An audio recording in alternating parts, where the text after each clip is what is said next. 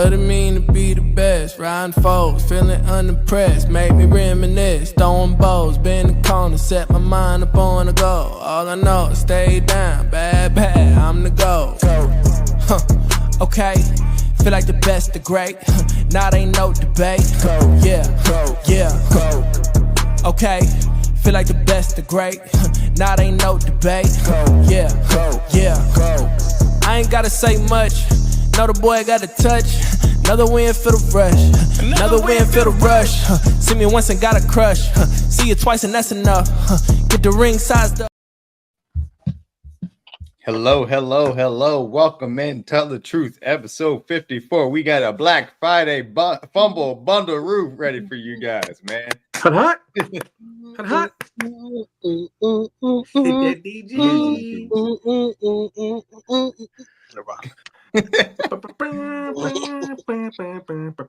Man, losers lose, winners win. You ain't got to pretend.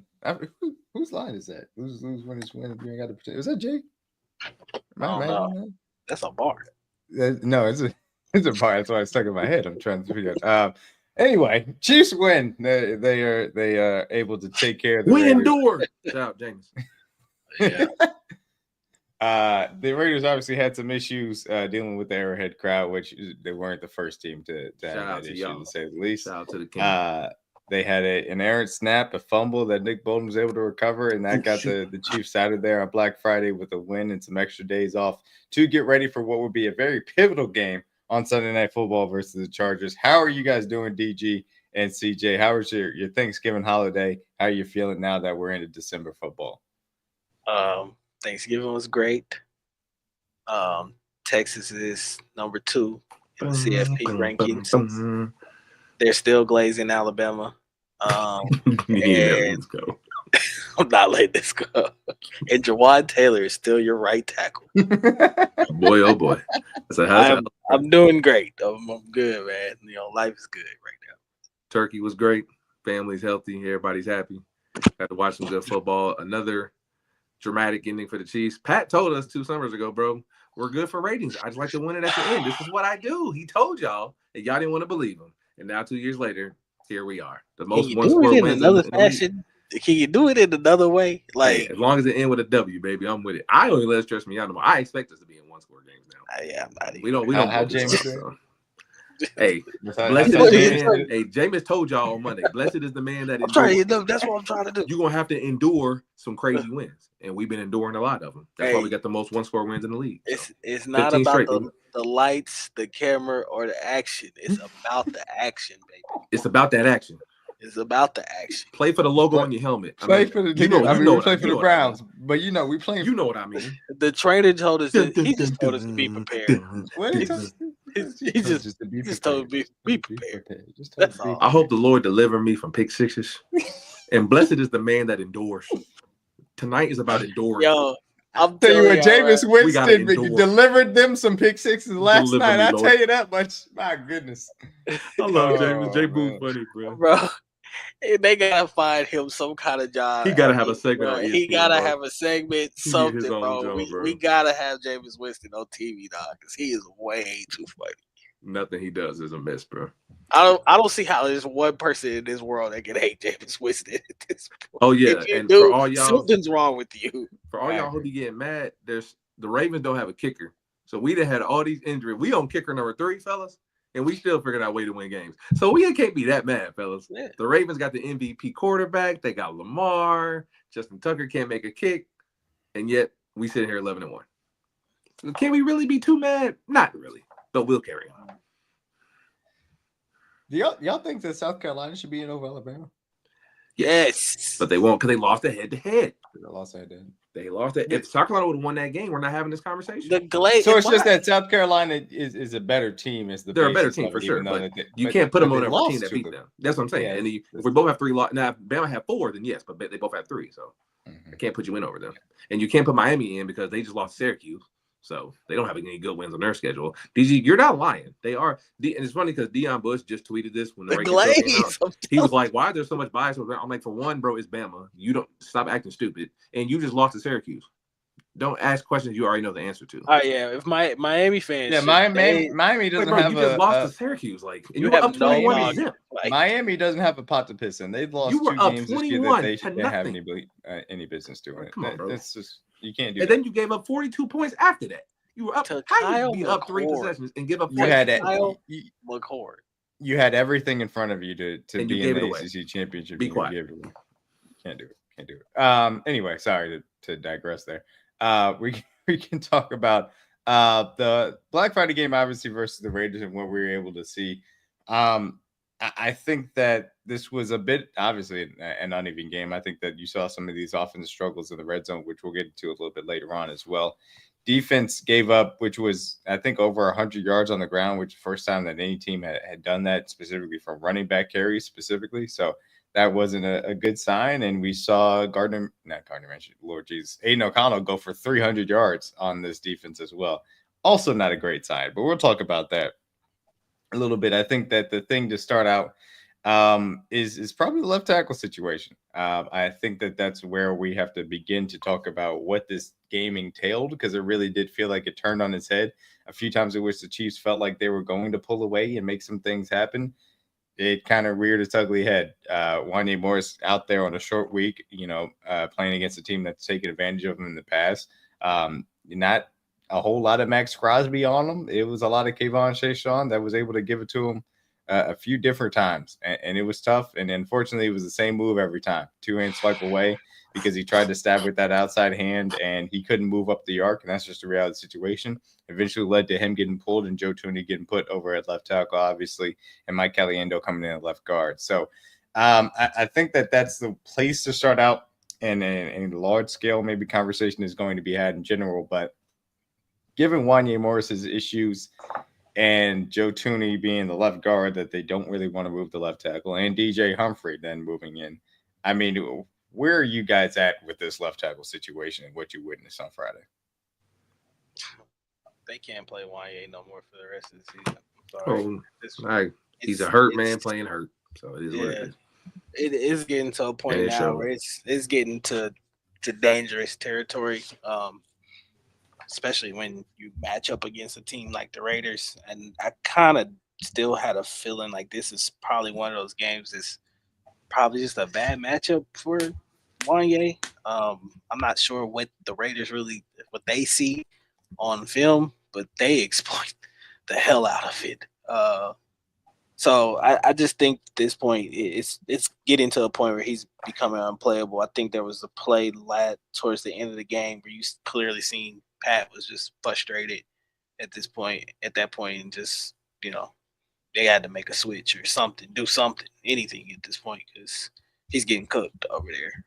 So yeah, I think maybe the solution now is to play DJ Humphries and see what he can do, which is kind of a drastic break glass in case of emergency type situation. I really don't agree with moving Joe Tooney over there. I was always in agreement with you, Mac, as far as that aspect of it. I mean, I think it's okay if you're mid game and you need him to play it for a couple snaps and, to give yourself some time or whatever, or just like how the Bengals situation went down with Orlando Brown got hurt before the game or whatever. I thought he was good in that game, at least, but it's not something that I want to see for the foreseeable future at this point in time. He's an all-pro at left guard for a reason. So I think you have to keep him at that spot. So yeah, I think the only solution right now is they're just gonna have to play DJ Humphries and just see what he can do.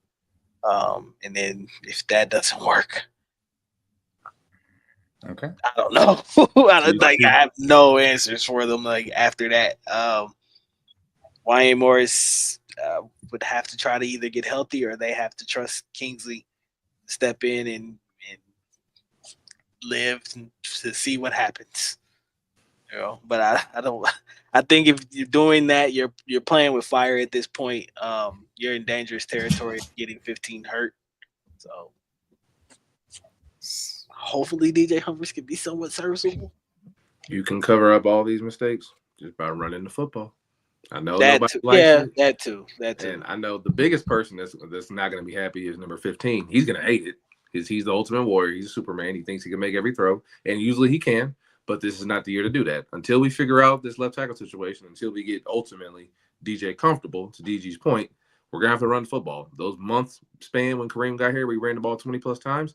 That's going to be our offense for the next – it should be for the next 4 to 5 games until we get ready for January. Then once we get acclimated in for DJ, then we can kind of open up the passing game back up. But to protect 15 at all costs, we got to run the football, bro. It's not pretty. He's not going to want to hear it. But when you're making them calls in the play sheet, do you want to see him 15 on his back, or do you want to see him handing the ball off and then maybe hit a play action to Xavier Worthy or Noah Gray or DeAndre Hopkins or whoever you like down the field? We got to run the football, bro. It's just no debate, no honest argument about it, honestly. I also think they kind of got away from what they did, what worked well the previous week, which getting Pat under center a lot more, play action, running the ball, things of that nature, giving the offensive line a little bit more time. It was too much, like especially the second half. It was too much shotgun. We don't have the line to play in shotgun. We just don't, and they know it too. That's the funny part. We've been saying it all year. They're not. You're not a team that can play behind the sticks no more. Like you can't do that anymore. It's just that's not the way we operate. We don't have the tackle play for that. We're not a team that we can see Pat do, 5-7 step drops. Like they got to go more quick game, getting the ball out of his hands a lot faster, and running the ball, obviously, at this point. So that's the only way I think that they can really. It's time to bust out that old Alex Smith playbook. Yeah. I know ain't nobody want to hear it, but hey, there's some aspects of that playbook that I liked. Under center was a lot. We used a lot more jet sweeps, a lot more reverse pivots. I liked our nakeds, boot action. I know Pat likes to be in the gun because it's what he's most comfortable in. And now that he can play under center too. But like DG said, to give yourself the best option to win, that's what you need to do. It's not going to be pretty. It may not be ugly, but it's effective. And it helps you win football games. That's just what we have to do going forward. And I know we'll talk about it more during we break down film, but this O-line is much more effective when we get under center. It's not even close. I don't blame you guys. I agree with you, CJ, wholeheartedly about the usage of the run game. That was something I was specifically very frustrated with, honestly, throughout the second half of this game, but specifically in certain spots as well. I thought they had an opportunity to get off to this Raiders defense on the ground, and they struggled. I will say that they struggled really outside of that one Isaiah Pacheco long run, and we'll get into his debut, but they should have stuck with it more. They just had to, and it really put the tackles in a difficult situation, especially versus those edge rushers. And we saw the mismatch that it was Kayvon versus Wanye, which eventually led to him getting pulled. As far as moving forward is concerned, I know that people are saying put Tooney out there left tackle. I don't think that's a viable solution. I think he just gets beat up the arc too easily. He is not a guy that has the footwork, but the athleticism at this stage of his career to go out there and deal with edge rushers with that type of speed. That's just not where he can operate with, especially not with his shorter arms. And he's so good inside. I don't want to make that position automatically worse. From that standpoint, you're definitely not moving Kingsley inside. I know KT suggested that that's not an option. To me, this is either a DJ is ready to go and healthy, or you assume he's healthy, but either you trust him to go out there and play. And from a playbook standpoint, it's not like you're running routes or lining up in a specific spot. There is very specific calls for each one, and he's going to have to know that. But Mahomes could fill him in there on certain things if he does have a question mark as well.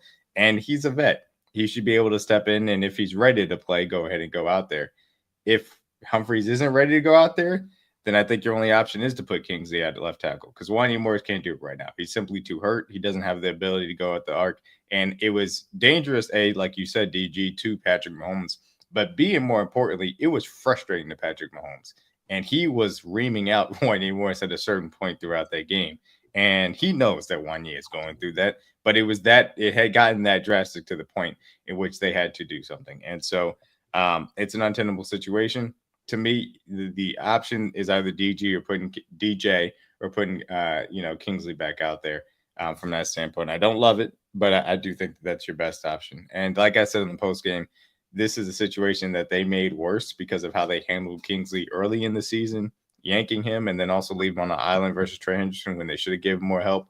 And it was inexcusable to how they handled that situation and hurt his confidence. And now they're going to have to make up for it on the back end. So hopefully DJ is ready to go as far as that's concerned. And yes, Wanye Morris is a run blocking guy.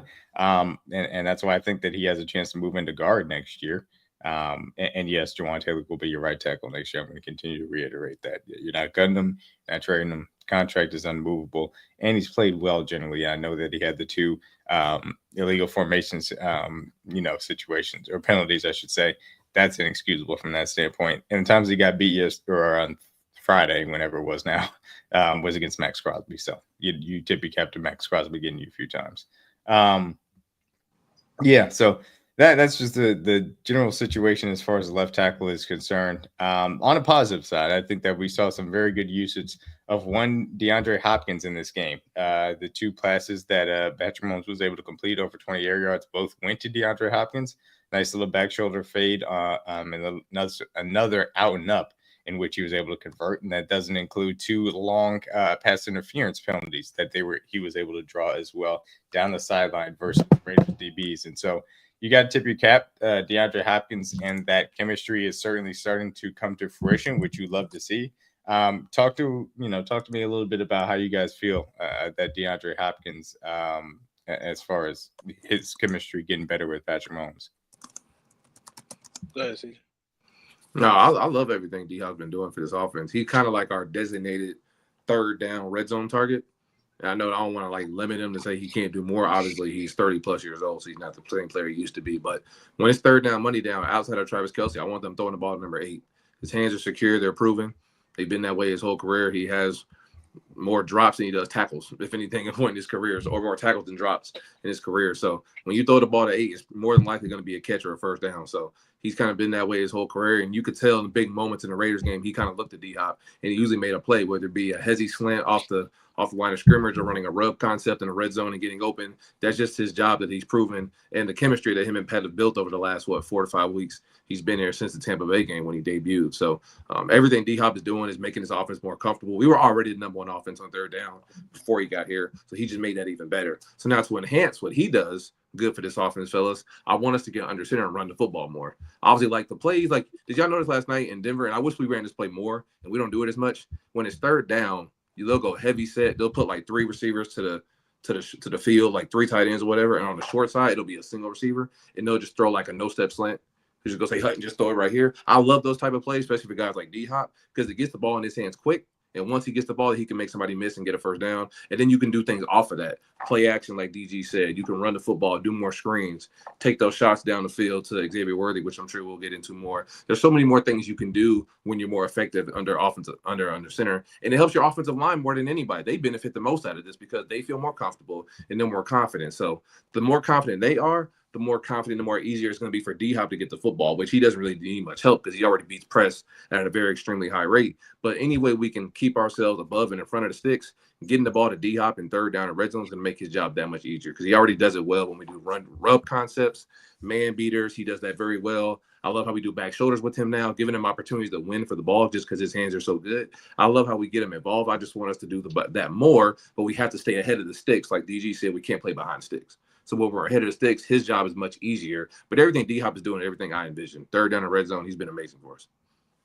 Yeah, I agree. I think his presence, how he carries himself, not only as a man but as a player as well too on the field, you can just see how cerebral he actually is.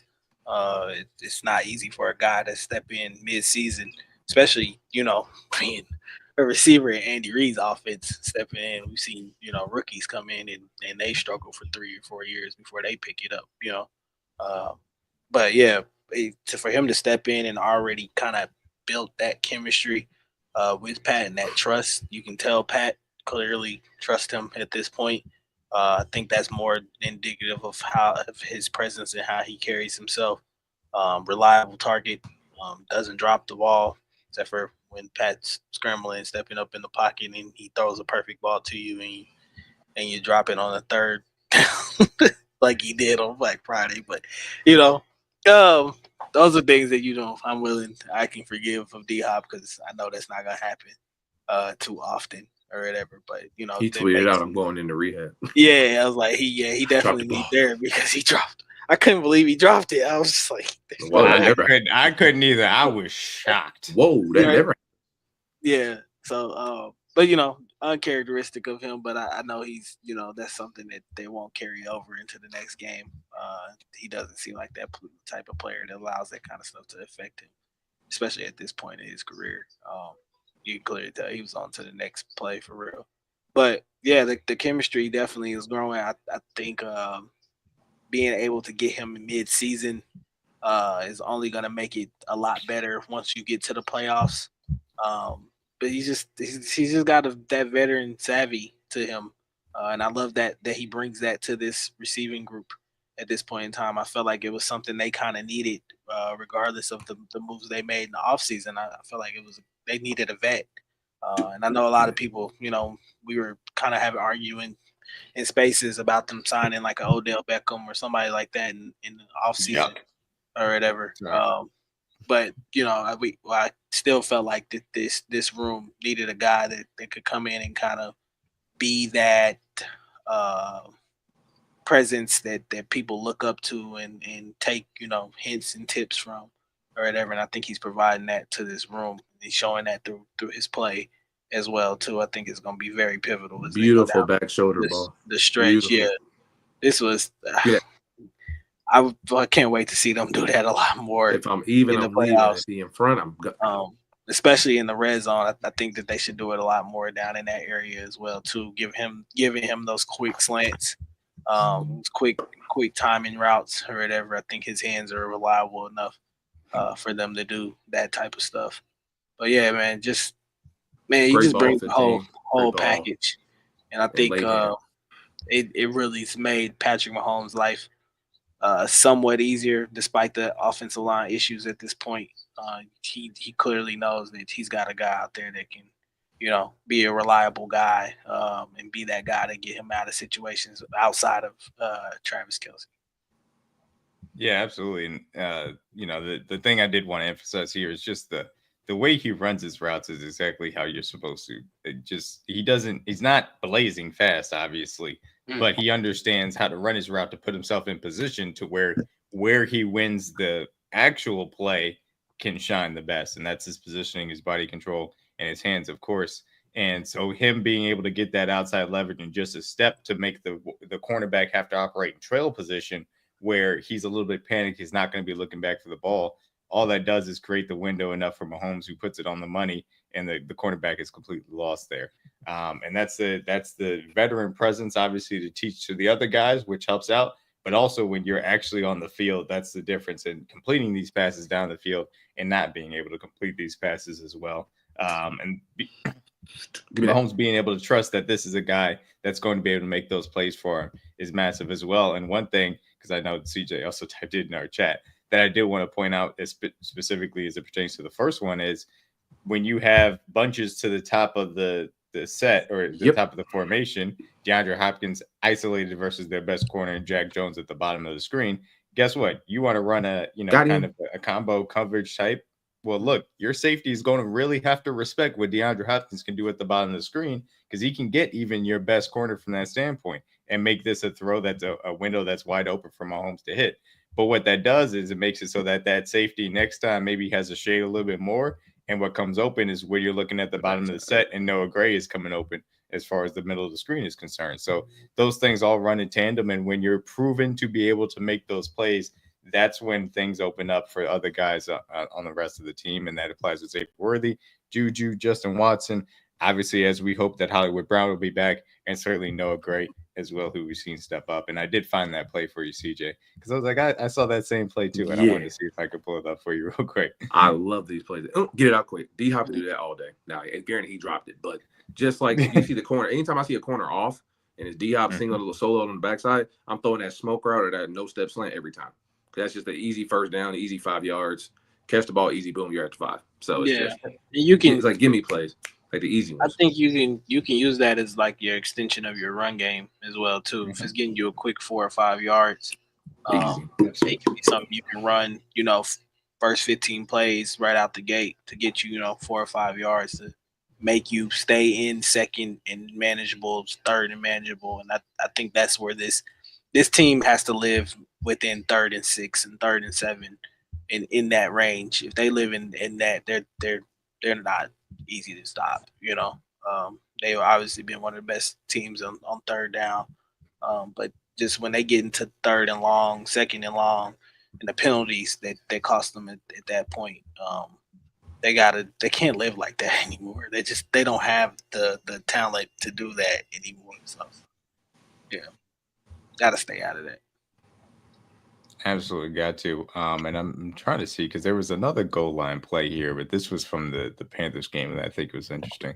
CJ, did you want to talk a little bit about kind of because I know we were talking about it a little bit, but did you want to talk a little bit about kind of Noah Gray as far as being a big play threat here? But before you go on to the other side of the ball. No, yeah, I was just looking at our explosive plays over the last few weeks. Outside of like the Travis plays, Noah Gray's been the one that's getting like most of our 20-yard receptions, which is kind of funny. Because obviously we know, I think I looked up another stat. We have, let me see if I can get the exact number, over 55% of our snaps have 2 tight ends, which is the most in the league. I think the next team has 50%. So obviously we're like, and we already know we had one of the best tight end rooms, if not the best in the league. And now that we led the league in 13 personnel snaps two years ago when we had Jody fully healthy, but unfortunately him and Jared Wiley both went down. So I just want to give out that stat of like Noah Gray is kind of exceeding his expectations of what we expect him to do. Because obviously he always runs precise routes. He catches everything thrown to him. He blocks well when we ask him to. And now he's exceeding that by doing plays more so down the field and getting 20-plus yard throws, which is explosive range. So I love everything he's doing for the offense. I just wanted to make sure we pointed that out for sure. Yeah, absolutely. And it's well deserved to be pointed out because he, like you said, he's been playing extremely well down the stretch. And being able to play off of DeAndre Hopkins, who since he's come over here, our offense has just operated a whole heck of a lot better than it was previously. And then obviously, of course, Travis Kelce, who he's learned over time to be able to play better and better with, which I've been happy to see. I don't think there's any other way to say it from that standpoint too. So yes.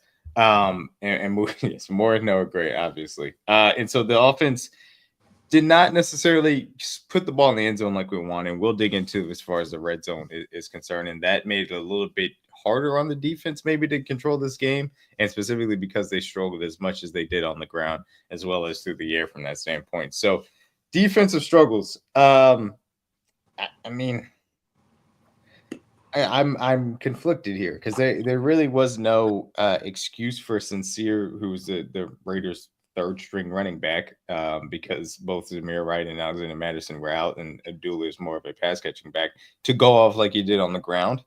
They just struggled from that standpoint, and some of that may be short week, and that's understandable, but it was just inexcusable at a certain point. Of course, we did see the issues that were concerned from Najee Johnson, unfortunately blowing that coverage early on in the game and having to sit down for Keith Taylor in the red zone, and then eventually replaced by Joshua Williams, who I thought came in and gave them good snaps. We saw some more tight end coverage struggles, obviously Brock Bowers being elite as he just is at this current moment in time, and some safety issues as well in the ability to cover some of these guys, with Justin Reed specifically getting burned on that Trey Tucker long touchdown down the sideline. So defensively, I mean, I kind of just want a confidence check at this point from you guys and how you feel about this defense on a scale of 1 to 10, given that we're going into a matchup with a pretty good quarterback, a good offensive system, even though that they're down J.K. Dobbins, but a good offensive line and a team that's going to be able to test this. Where's your confidence level with this defense right now? I'm probably like a 7. Yeah, 6, 7. Like I don't think it's wheels fall off panic mode, but at this point, the pass rush has been very lackluster, although it was a little bit better to me, in my opinion, with the addition of Charles Omenihu coming back. I think that provided a little juice. Also helped Chris Jones get some one-on-ones, which he was able to exploit, get 2 sacks. So if that can be a trending up type of thing, I think that this defense will be fine.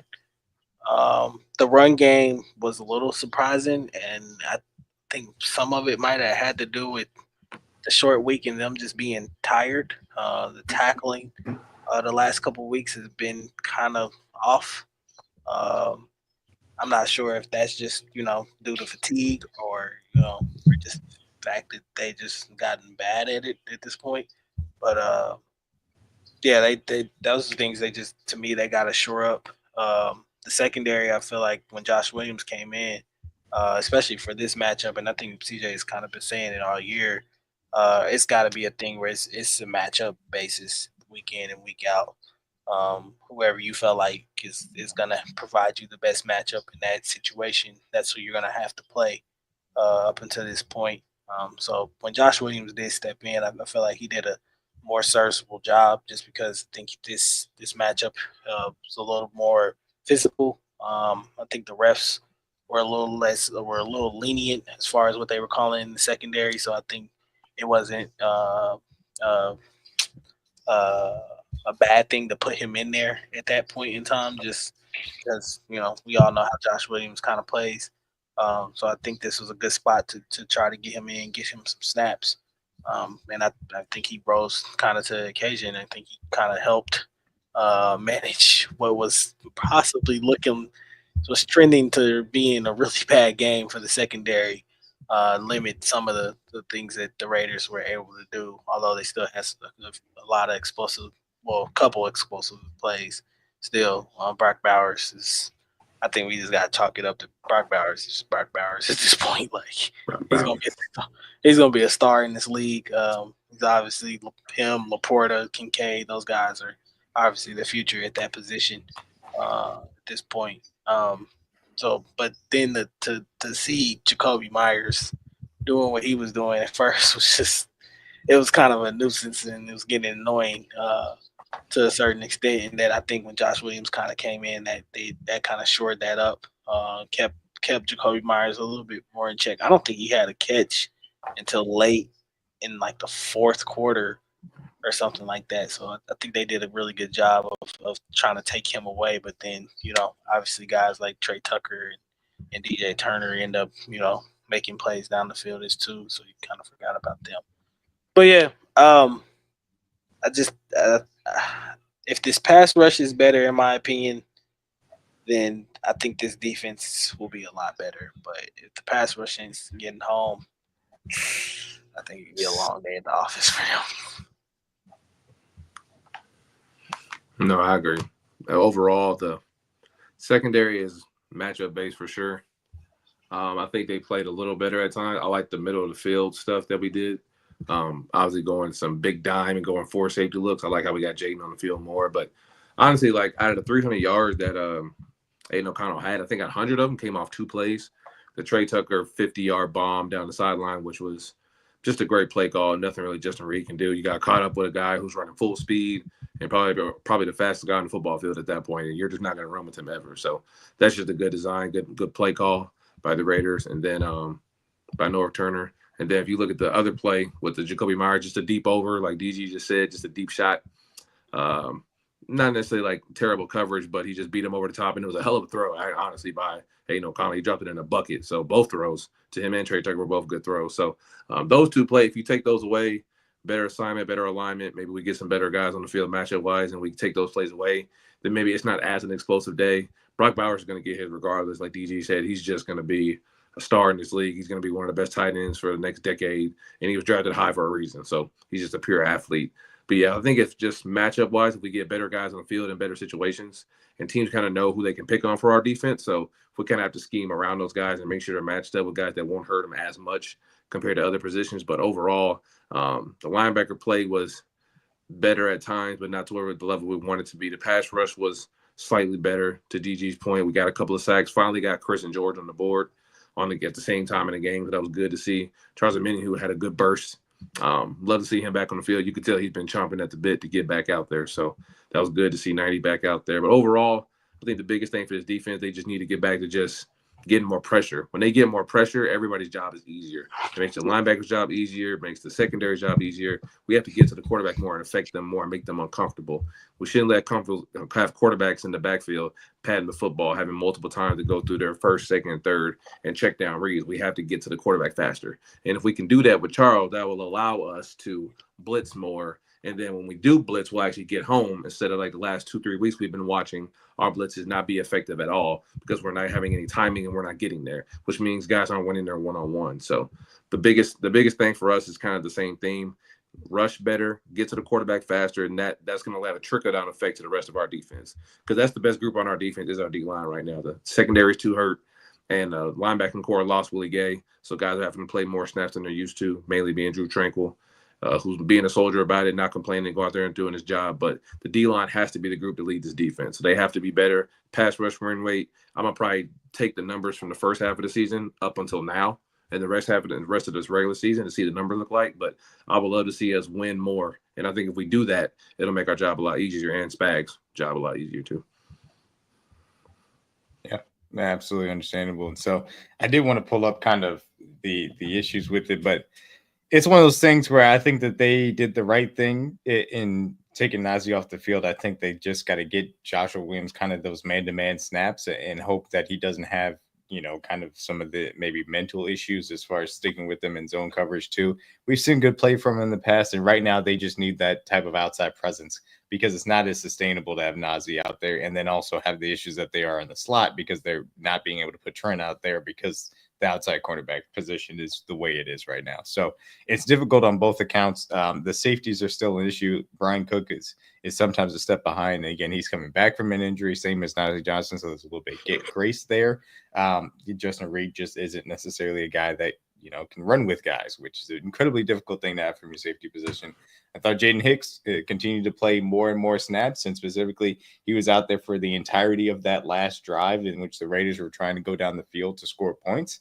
I thought that is a confidence boost and a vote of confidence as well from the Spags and the defensive staff to say that we trusted you out there in a key situation. So I'm going to be interested to see how his role ends up evolving. But ultimately, if you aren't getting home, then that's going to be the biggest issue. And Charles Omenihu, I think, was able to bring an extra element of winning those one-on-ones to help out the four-man pass rush. But I think it is, useful to kind of go through the blown coverages from the standpoint. And these are the explosive plays that Aiden O'Connell was able to have throughout the game. And this first one was simply a coverage bust because they end up having motioning out and Najee Johnson is expecting some extra safety help over the top. It's also a little bit of good play design as they have the slot guy kind of run on that post to be able to pull Shamari Connor inside. And Najee Johnson, that winds it, and O'Connell's able to get it over the top of Najee Johnson's head, obviously, which is tough, and that's just tough. You can't really say anything other than that. That ultimately got him, kind of replaced on that drive from that standpoint. The next one was I believe this is not the touchdown to Brock Bowers, but this was the one versus Trent McDuffie. And somebody asked how is Trent McDuffie on him? It's because he's the point man, and Trent McDuffie has that responsibility there.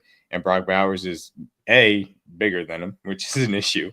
And Brock Bowers also makes a spectacular catch over his shoulder with one hand. And again, one of those situations where you can't do anything but tip your cap because this is a great play by Brock Bowers. Can I say that good and all pro corners get beat too, bro? Like, yes, it's the game, man. Like, it wasn't. Y'all saw the explosion that was last night. It was a lot of Levi Wallace getting cooked, but there were some times in which Patrick Surtain was the nearest defender, with the person that ended up catching the ball too. So things happen even to the best corners. We know what's happened to guys like Sauce Gardner.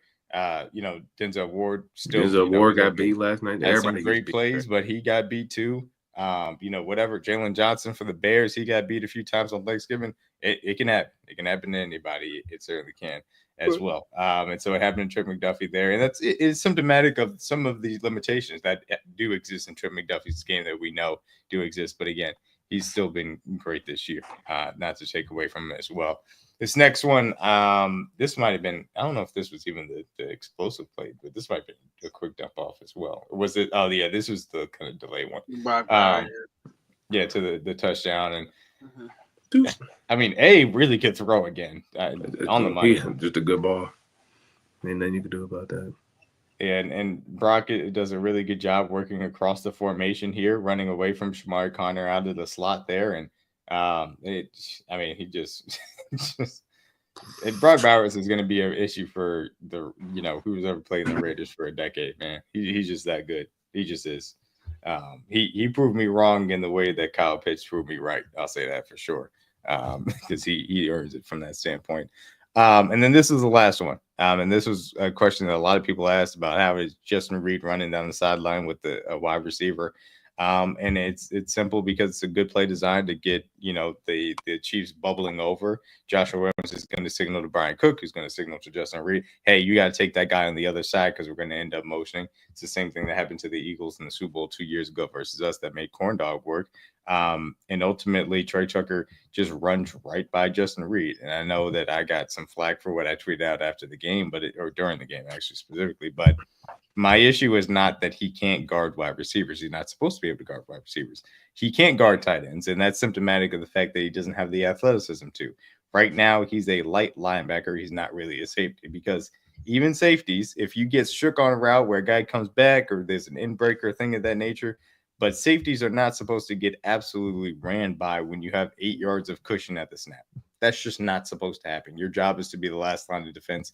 And in this situation, he simply wasn't able to because he doesn't have the athleticism. So that's the biggest thing for me. And ultimately, that's why they were able to get this ball over the top. And I'll pause it here to say when Aiden O'Connell ends up throwing this ball because Trey Tucker didn't even get in front of him before he certainly did. Anything you guys got to add as far as, kind of the coverage issues are concerned? Oh man, I mean, Justin Reed is what he is. I've been saying it all year. You can't have expectations that he's going to be the greatest cover guy in the world. I don't expect that from him. I think at this point he does play a significant role as far as being that kind of nickel dime linebacker in this scheme, being that box safety to this point. I think that's where he plays his best ball. But yeah, he just don't have no expectations of him going out there and sticking to Trey Tucker like that. I think it's just a bad position for them to kind of put him in. But also got to credit the Raiders, tip your cap at some points in time and just say it's a great play design. They got the mismatch that they wanted and they exploited it. So, yeah, as far as the other guys, Josh Williams, I feel like they probably this week especially, they might have to roll with him again as far as the matchup, bringing in a little bit bigger receivers like Quentin Johnson and the guys that, the Chargers like to roll out there like Josh Palmer. I think this could be a matchup for Josh Williams that will, cater better to his skills and what he does. So, yeah, I'm assuming that Spags and them will get it fixed at some point this year. They'll have high, lofty expectations or anything like that. Just the pass rush, it just needs to be better at this point. So I think if that's better, this whole defense is a lot. Yeah, I'm blaming you guys one bit. So along those lines, we did see a player come back to the defense. That was Charles Omenihu. And we were certainly happy to see him play out there. He probably played a lot more snaps than anybody particularly really had him expected to play. I don't think I'm on an island with that one. And he was dog tired by the time the game ended. But speaking of that last drive in which Jane Hicks was out there, and I will say that moved Justin Reed to the dime linebacker spot next to, or your dime or nickel, whatever you want to say, next to Nick Bolton as well while they were out there running that 3 safety set. Charles Omenihu played the majority of those snaps on that final drive, as he did for the majority of the game.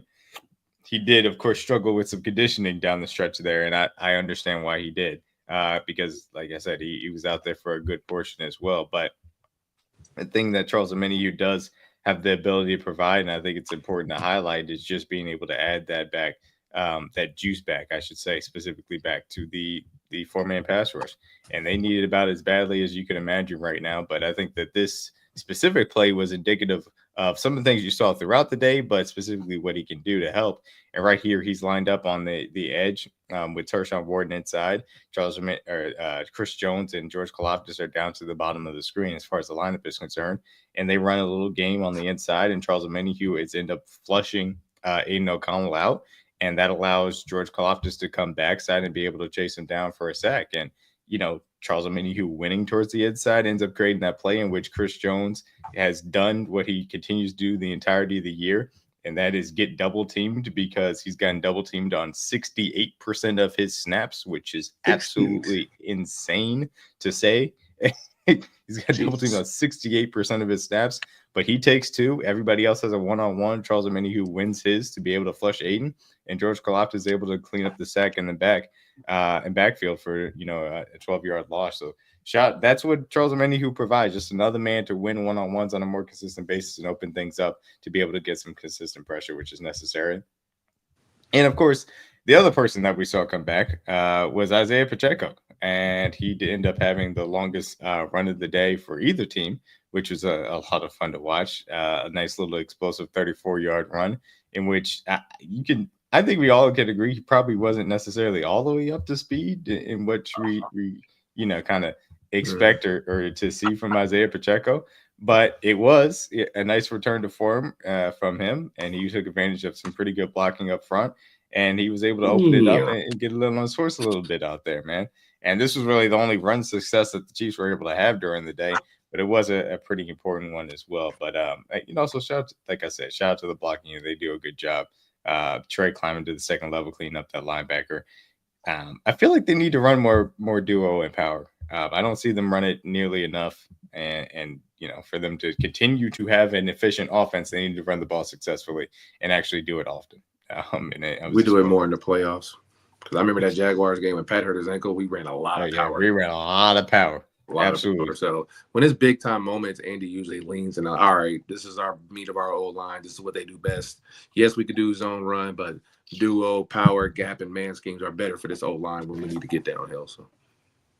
And I'm glad you said that specifically, because I think people, when you talk about the playoff game plans and what that entails, whether it's for either side of the ball, but specifically for offense, it's not always an exotic look. It's not something that's pulled out of thin air.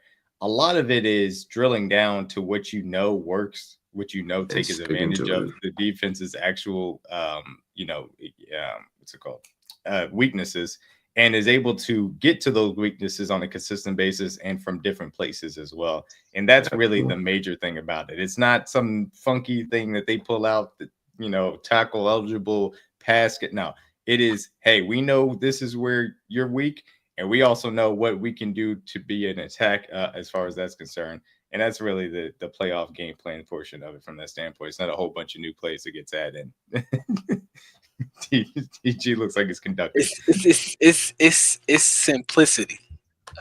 We said last year with all the receivers, what we do in the playoffs. Simple. And I know we say that fans don't want to hear it, but I'm telling you, bro, they not gonna treat the regular season games like the playoffs. I know it's an annoying statement to make, and even guys on the local radio and national media don't like to hear it. But DG just said it. It's the God's honest truth. When we get into the playoffs, we simplify the offense. You saw it, a prime example of it last year. We had 8 receivers touching the ball, right, fellas? What happened when January come? Who was touching the ball? It was Trav, Bryce, Kelsey, and Juju. The main three got. We cut it down, and that's what's going to happen when we get into the playoffs. So it is what it is. So look, I found this on Twitter the other day. Oh boy! Per Alec Lewis, of 388 NFL games this year, 307 of those games have been decided by 8 points or less. So almost 80% of those games come down to one score. Exactly. I wish. Guess who has the most one-win scores this year? I wish people would understand. It's a competitive league, man. These guys are like, I know people are hearing this. They're professionals as well too. Like, they want to beat you just as badly as you want to beat them at this point. Especially when you're the team. You are the team. You are the benchmark win on anybody's schedule right now.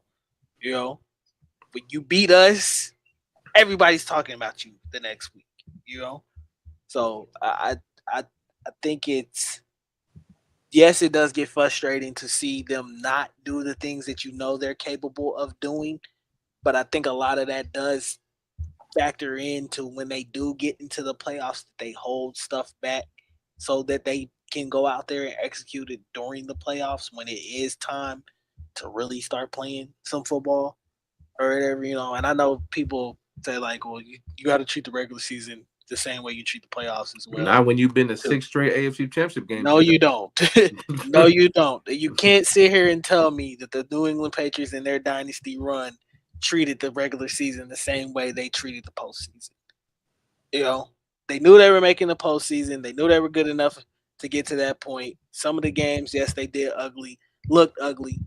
Hell, they came in here on a Monday night and got waxed and still went and won the Super Bowl that year. Yep. You know, Well, they got rocked that. yeah, Monday. like so They got their shit rocked. it is what it is, man. Do I expect them to execute better at points and times? Yes. But I also understand them playing that cat and mouse game of, look, we ain't gonna show everything up until this Give point. y'all my good. I ain't gonna give y'all my I ain't sauce. gonna You know what I'm I saying? can't give you all the juice before the playoffs happen. Like then That's I ain't got not nothing left in the tank. So I think last year we said it all last year, and last year was the receivers. But you had to simplify, give people roles, give people actual specific jobs to do on the field so that you can be successful. And you see more of that as we got towards the end of the season, rolling into the playoffs. You've seen the emergence of Rashee Rice. And I think you're kind of seeing a little bit of similar things this year, especially with Xavier Worthy. You're seeing the more emergence of Xavier Worthy and how they're using him. I still think him and Pat's chemistry is a little bit off at this point, but I do think as the weeks go on, it is going to get better as we get into the playoffs and get into that kind of football up until this point. So, yeah, they're gonna hold it back, and you gotta expect that that's what's gonna happen at this point. And just roll with it, man. It is what it is. You know, I know it's frustrated. I know it doesn't look pretty or whatever. I know people hate one score games. They'll probably go out this Sunday night and play the toughest game of their life against the Los Angeles Chargers. But I think at this point, all you have to do is appreciate that they keep finding a way to win. Don't ever And that's all that apologize for matters. wins. That's all that matters. Mm-hmm. That is all that matters. And to your point, it's a very competitive league. It's a league that has good teams in it. We're going to be facing a few of them down the stretch. That obviously is going to start with Sunday Night Football versus Chargers. But certainly happy that we had Charles Omenihu and Isaiah Pacheco return to the game here on Black Friday, so they get their legs under them.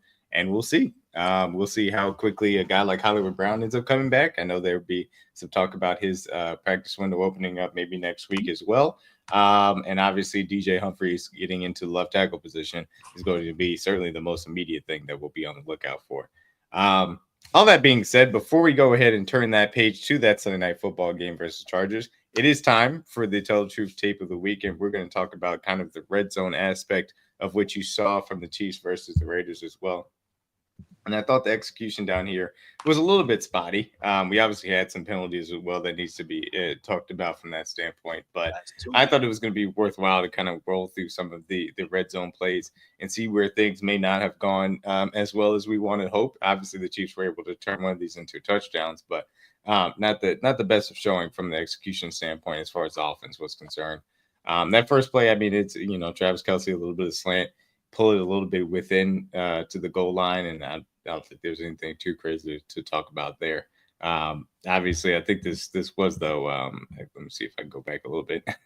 This was Max Crosby there lined up on the edge of Wanya Morris, and that kind of went a little bit as expected, even though they ended up blitzing on that play. So I don't think anything too crazy to talk about on that play. Here, I think was a little bit of an issue as far as the bunch set was weird. The way that these guys got off of it. To the bottom of the screen. I'll go ahead and replay it here. But it looked like they took a second to D-Hop was unsure. It looked like D-Hop was kind of unsure of his route. The way he kind of came out of his stance was like, I don't know what to really run here. So I don't know if that's still him trying to kind of learn the playbook at this point. As you can see, he's just kind of slow out of his route, and it just looks like hesitation. So like, am I supposed to sit right here in this zone, or it's like the tempo needs to be better? Like yeah, coming out of there, and it's a setup, bro. Like, okay, I'm letting Juju clear, I'm letting Noah clear, or Justin, and then I'm just gonna come underneath, and then I'm gonna find that window right here in the middle. And Pat would have saw that window as D-Hop's going into it, but granted, he didn't have enough time to do that. And that comes back into our point we made earlier. A lot of our plays, we can't have longer developing plays. We don't have the old line to block that right now. So a lot of our plays may have to be quick hitters, maybe some slants, some rub concepts, maybe some swing passes, some screens. I would love to see us throw more, fellas, some swinging blocks. That's what we called them when I played. Is basically you'll have it like a bunch head like this, that same formation. Wait 2 seconds, receivers. Let Kareem get into the flat. Throw it to Kareem. We got 3-on-3 right here. So Juju, you block the safety. D-Hop, you block his backer. J.Y., you block the corner. Everybody block man on man. Get Kareem in the open field. I bet he can beat, who is that, Spillane, the middle linebacker? Yeah. He can probably beat him to the goal line and let him go try to break a tackle and score. Because that's the type of offense we have to run, more quick game, like DG said earlier. So The state of affairs with Kareem Hunt at this point, I'm not sure if he could do that, but I do think that that's an element of trusting those one-on-one situations or beating a guy to an edge that having Isaiah Pacheco back in the lineup should be able to allow you to really emphasize. Sure. Yeah, absolutely. And one of those things too is the team that does that extremely well. You could throw the P-Ron. Yeah, well, God bless if they use Samaje Pierre, and that would be right. Like don't use him. A team that does that really well, that I think incorporates those swing and blocks into the actual game plan as well as the Buffalo Bills. They do that on a consistent basis. The Packers, they do it too. The Packers do. Oh, excellent. I mean, LaFleur does a really good job at being able to use it as an extension of the run game as well. So, yeah, no, that is a nice element to add back. But I agree. Hopkins is trying to kind of allow Watkins to clear things out. And we've seen this play run, usually with Kelsey is the guy usually running that second round as well. A million times, to be honest with you. Just took them a little bit of a time. And then also the Rays did a good job at kind of sitting in their zones. I will say, and we'll watch the reverse angle, I know Mahomes gets a little bit of pressure from Creed here, but I think that this is a little bit of a panic kind of happy feet moment from Patrick Mahomes. He does kind of spin around and bail out of this pocket when I think that he could be a little bit calmer and just slide here. And part of this is the issues that they've had at the left tackle position that they're going to have to fix. Is going to be an issue. But I think there's ample room here to just kind of step up into that pocket rather than necessarily kind of do the spin around. And that ultimately makes it, it's a dead play there. And he's going to have to throw this away to Kareem Hunt as well, off to the flat. So next play, third down, they send Perine, Jesus, out into the flat to the 3 receiver side, kind of maybe settling up a little bit of that. Kelsey, a little hesitation as well. But I was trying to find this play earlier, and I thought it happened for the Panthers for some reason. You're not going to be able to see this. But a little bit, I'm going to be upset if I cut this out and didn't realize it. Okay, yeah. Who's the color commentator? It was Kirk Herbstreit. Al Michaels. On Amazon. Kirk is really underrated because he points out a lot of things from a football perspective that you wouldn't necessarily catch. When Samaje goes out, he is a little bit. When Samaje goes out to the flat, he pointed out that Jack Jones immediately jumped inside because he knew he didn't have to help as far as the run fit was concerned from that standpoint. Exactly. And you're going to see that late adjustment from Jack Jones at the top of the screen. That little step inside allowed him to get leverage on DeAndre Hopkins for that slant pass. And to your point where you talked about earlier, CJ, about setting up some of those one-step slants, fortunately, the corner there has that adjustment. That's some of the things that where you're operating at a nice level with DeAndre Hopkins and Patrick Mahomes. I want that next evolution to say, hey, I see that guy make that step. I'm going to the corner there. Let's throw the fade here, and we'll get it right open from that standpoint. I was about to say that should be a situation where it's kind of a slug. Yeah, that's like those hand adjustments. Like, hey, I'm gonna give you a signal, and it's basically you read it like him. If you see he's inside, I'm throwing the fade. If he stays head up, I'm gonna throw the slant. Basically, I'm gonna just give you a signal. Or if you want to give me one back, like, all right, I get lined up, I tap my leg, like, all right, I'm going fade, or I'm going slant based off the line. And he does it right before the ball snap too. Yeah. So. And that's the thing. It's a difficult situation because of the timing in which he does it. But and we know in the playoffs they like to play off these. If it's a Samaje Perine goes out to the flat and then you bring it back in and you see that adjustment of the corner, then you make that hand signal and make that change from that standpoint. Or just having the route built, just saying, hey, I'm going to trust you that you know when to run this route. When I see the corner inside, I know you're going to adjust accordingly and go to the pylon. Or the back pylon specifically, we can make that adjustment. And he had all that room to work, so that would have been a great route too. that's that next level of those chemistry between those two guys. And that's what I think really it comes down to. A lot of this stuff is just execution. I think some of the offensive design, and I have some issues with not running the ball in some certain situations, but I think a lot of this is simply the execution. I think a lot of that will be able to get up to its standard when we get down the stretch from that standpoint here. This was a nice little run to start out. Kareem Hunt up the middle for 4 yards. I think starting from the 12-yard line. So maybe a little bit from the plus side as far as the 10 was concerned, just outside of the 10-yard line. A nice little run. I think Isaiah Pacheco maybe gets a little bit more there, especially meeting a DB there in the hole. But it was well blocked up there. Trey Smith does a good job washing down. Jawan Taylor does a good job washing down as well. I think that's Noah Gray in the backfield that ends up having the cutback. Excellent block as well. Jawan does a good job at climbing to the second level here as well. I think maybe Creed or maybe Trey Smith could have done a little bit better of sealing that defense tackle after Jawan helped him seal down as well. But a nice little run starter from that standpoint to start out the set of downs. Yeah, love seeing Noah at the fullback position. I think that helps with the Creed had a good seal. Jawan probably could have climbed up a little faster, but at the end of the day, 5 yards is 5 yards. Probably the only guy I would nitpick is Jawan. Yeah, I know you want to push, but get up to that. If you get on Spillane faster, I know you're trying to give Creed and Trey some help right here, but if you get up to Spillane faster and get your head on him, now it's one-on-one with the safety, and Kareem can probably make that guy miss. So, yeah, it's a good thing to point out as well. So next play gets Travis Kelce here. I thought Travis Kelce was actually going to keep on going to the out because I thought he could have pushed forward to create the new set of downs, to be honest with you, here on this second down. Never really looked to the bottom of the screen. They're kind of running a Juju Watson sit-in type of situation with Pacheco out there. There's an opportunity here to get this ball to Pacheco simply from the number standpoint. this has to be an adjustment. Sorry, DMac, on this play. On Pop, he has to have an option. Because like him, if he ran like a Texas route, the middle is wide open. Yeah, he has to have an option on this route. If you see somebody in the middle of the field, just break it right here. Because why you run into the flat? There's already a defender over there. You're running into coverage. Just break it in the middle. There's nobody there. They've done that before in the red zone against the Bengals last year, where he ran that little Texas route and he scored on it. Just give him an option. Like if you see the defender there, then you keep going to the flat. If you see it's open, go there. So. Yeah, because you got all this space like in the don't run in it. There's already a corner. You're running into Juju. You're not doing anything. So yeah, I agree. Definitely would be nice to have an option on that play. They're not able to necessarily get a little bit more than they probably would have expected. I thought Kelce was going to turn it up. He just didn't end up doing it. But I agree with you. Having a Texas option route built in there, as we've seen Pacheco score on before versus the Bengals last year, definitely would love to see that repeated in the future as well. Next play, Samaje Perine going out in the flat, and they're kind of running what looks like maybe a robber kind of. It's more of a matchup zone. And here they obviously he gets the touchdown to Justin Watson running all the way across, which incredibly sick throw because Wanya Morris gets toasted on the edge. he gets him a nice little slab of ribs there. But also a good job by Justin Watson fighting off the cornerback, keeping on his back hip, securing the catch. And this north sideline. I mean, nothing much else to say than that's a spectacular Patrick Mahomes play on that route for sure. It's one of them plays I know the Raiders is looking just like, man, what do we do, bro?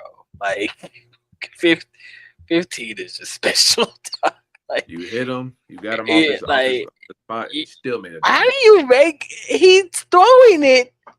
He's standing flat-footed. He throws it cross-body. Didn't even step. No, nothing. Doesn't have to step into the throw and just throws a perfect on the money with a defender on his back, bro. That's just their best corner on his back at that. That's an absolute special. That's a special Patrick Mahomes, though. Yeah. No other two ways about that one right there. So they end up scoring there. That touchdown. Next drive ends up getting them down into the red zone once again. Isaiah Pacheco here to start out, not able to really define much space. Didn't really see who might have had the biggest issue on this one. They end up ruining the play. It was a good job. And this was also a place where Wanya Moore being a little bit hurt. He's not able to cut off that backside end. He does a good job at diving in between, kind of creating a little bit of space.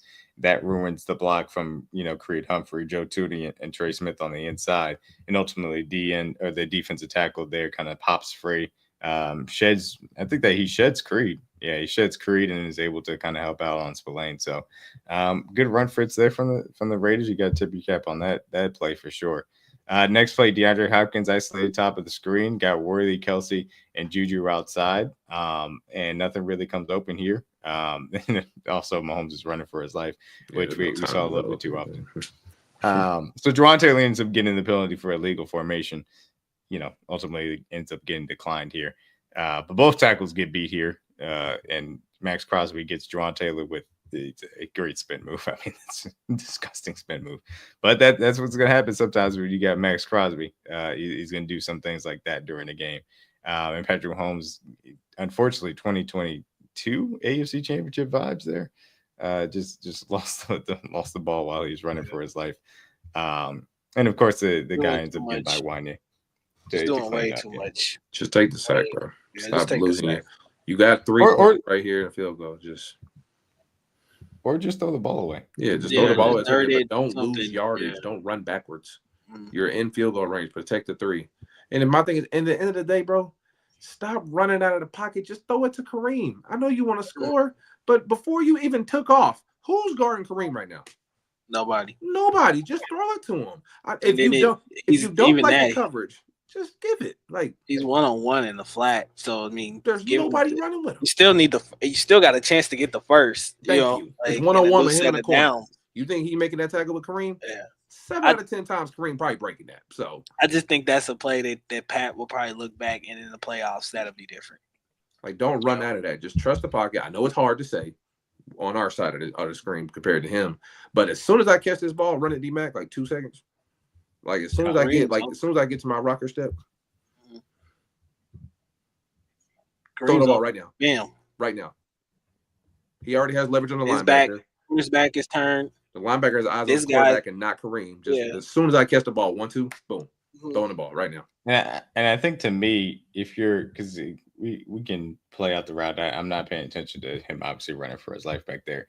The second that he does realize they're running this kind of zone coverage, I think you got to get to that backside because you don't have the numbers necessarily for somebody to pop. 4-on-3, bro. You can't do nothing over there. Exactly. So get to that backside, get the ball out to Kareem there. You have a chance. And I thought that honestly, E2. I thought that honestly he was. I thought that honestly he was going to just keep on trying to get to the outside away from Max, and then he kind of just went straight backwards instead. Unfortunately, to create that negative play as well, and which was unfortunate. So yeah, Max Crosby got a tippy cap on Jawan Taylor. Still had an opportunity maybe to get that out to the flat and have a chance there to at least get some positive yardage, even though that penalty would have wiped it out as Jawan Taylor got called for illegal formation there, which inexcusable, but also very nitpicky, but different conversation. This one kind of hurt because I think that the Chiefs had a chance here to put 7 on the board and they weren't able to. And I made sure to include the Amazon, broadcast in here because it has the best view of it. But in this play, they end up sending a little bit of a blitz. Blitz ends up getting home a little bit quicker. And ultimately, Patrick Mahomes has to step up and make a throw on the run. But in my opinion, this is just Patrick Mahomes and Travis Kelce not being on the same page. Mahomes throws it to where he feels like he's going to be open. Travis Kelce is reacting to Patrick Mahomes stepping up and feels like it's about to be a scramble drill. So he bends it back towards the back pylon and instead towards the post where Mahomes ends up throwing it. And ultimately, it goes incomplete. But this is a chance for them to hook up as well on one of their scramble issues. That's just timing. Like to do. Yeah, just half a second more. Maybe Pat throws it a little sooner, or maybe he adjusts to where he adjusts to Trav and throws it out there, but no time to make that throw. So if Trav keeps running that route, I see the idea where Pat was kind of going with it. I think he's trying to put it on that front shoulder almost on a kind of a lob, where it kind of does kind of create a jump ball situation, but you kind of trust Travis there to. And Trav could have kept running over there. Like he could have just continued his direction and just run across the field instead of breaking back out. But again, he thought Pat maybe would get out of it, maybe was scrambling away. But all in all, if we have some more time, Pat can adjust to what Trav's doing, then just throw him open and catch the ball. So all comes down to protection. So and that's one of those things. and they Everybody's brought 1, engaged. 2, 3. They 4, brought 5, one 6, extra 7. guy than you Yeah, had. they brought one more. It's 0. So Yep, it's Who was cover that 0. sitting at the sticks? I think it's Is Juju that on the right. Juju? Yeah, I think it's Juju. I believe that's Juju on the right there. Was he on? I think he's running. They had him on. They had him on a rub route out to the flat there. Let me see if I can get the full sideline angle because that'll be able to tell you. Yeah. God, come on, man. Yeah, that's Juju in the slide, and he's going to end up running to that slide. So he had a chance. Mm-hmm. I think you just gotta. That's just miscommunication. To me, it's he got locked on the Trav, but Juju's there, like bam. Right. And quick D-Hop hitter. beat him too. Hey, go to the left side, backside. Yeah, beat him on a double move. Yeah. Generally speaking, when you're talking about cover 0, Mahomes doesn't get fooled a lot. And so I think this is a situation where he maybe got fooled on this being a full cover 0 situation and locked in on Travis Kelce as a result and wasn't contemplating, hey, this safety has to play this from depth. Juju is out to the right here from that standpoint. There's a chance to get open there. Juju's or wild. let's work to DeAndre Hopkins beating him on that double move as well. So I think that is just they did a good job at disguising it and fooled Mahomes into not thinking it was cover 0, and then he locked on Travis Kelce and tried to make a play happen. He was going for history. Yes, he was. He was in fact going for history. No, I get what next go to him. It makes sense. Yeah, he wanted the record, which he cut it, but just good coverage. Yep. Next drive starts out with a Noah Gray shovel pass. We've seen this 1,000 times here, and they get a little bit of yards. I prefer, shovel pass, like just run the ball. I understand sometimes it works. Most of the times it doesn't because teams have seen it enough, but like run the ball. And I know this is Xavier Worthy for the record. Like, can we put this in the rest of peace? Put it to bed segment. This place, it's cooked. Lay the shovel pass to rest. Let's just Andy, you gotta just lay it to rest, dog. It ran its course. It was innovative. You seen other teams running it. It's not fooling nobody. It's not working. Stop doing it. Like you're only getting probably a 3-4 yard gain. When you ran it against the Eagles back when Alex Smith was here, it probably worked. It had its run, man. Just let it go. You said just let it go. Just let it die. You gotta let it go. And like this is my issue. Like the shovel pass is generally kind of built off of creating some space, but run the ball. Just give me one traditional run, man. You're inside the 6. Just run the ball. If you want to do the pulling stuff, cool. But don't give the time to react to it. Let these guys climb properly and not have to wait for, actually throwing the ball. So next play, they line up in their little kind of, I don't know what necessarily they call this, like full house offset, for lack of a better term. You got 33 backs, but, 2 of them, Noah Gray and Travis Kelce out there.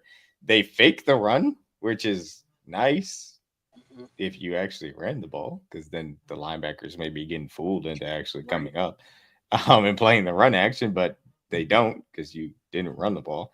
And so they stay home, and the window to DeAndre Hopkins really never opens. I know some people were like, Mahomes threw the ball too high. I don't think there really was a window here, and you'll see it from the reverse angle. I don't think they could have got it over the middle either. So ultimately, my bad. So ultimately, I think it was just a little bit of a difficult situation to find a guy open here. And again, you're not going to move guys, specifically at the second level, if you don't run the ball. This play fake means nothing because those guys are just staying exactly where they are. And guess what? And this isn't to say that it's not different, but if you do hand that ball off, Kareem Hunt has a hole here to go attack. Like he can run at Spillane. So it's frustrating. I don't think that there was any opportunity to get the ball there to DeAndre Hopkins, though. That is an impressive catch because DeAndre Hopkins is DeAndre Hopkins.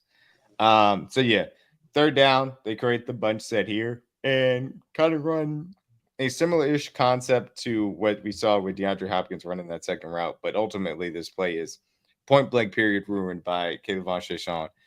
beating Wanye Morris and Patrick Mahomes, kind of loses You it. have time. He didn't have a chance. He didn't have a chance to develop in any way, shape, or form. Juwan Taylor also got beat by Max for the cleanup, but it's like play was dead when Wanye lost.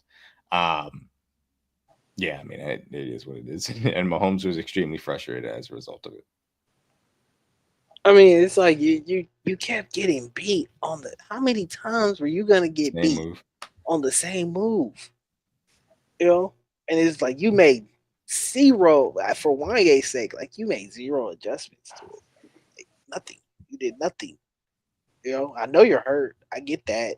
Like I applaud you for still trying to play through the pain and things of that nature. But like, You hurt, bro. I think that's what to me and what I felt Pat's frustration. It was just like, bro, you made no kind of adjustment to like they've been doing it all day. Like nothing. Not a you got to know what's coming at some point. You've been in this league now for 2 years. Obviously they're gonna exploit something. So you got to make some kind of adjustment to it. You gave me nothing. I think after that they kind of knew they had to make a move because YA was just out there at this point. Pat was gonna get murdered. Yeah, and he was a liability at that point. But the thing I did want to point out, this is an opportunity. If I see DeAndre Hopkins lined up with a corner and the corner has his hips to me, I'm throwing a slant. Give me that. This is the time for the one-step slant.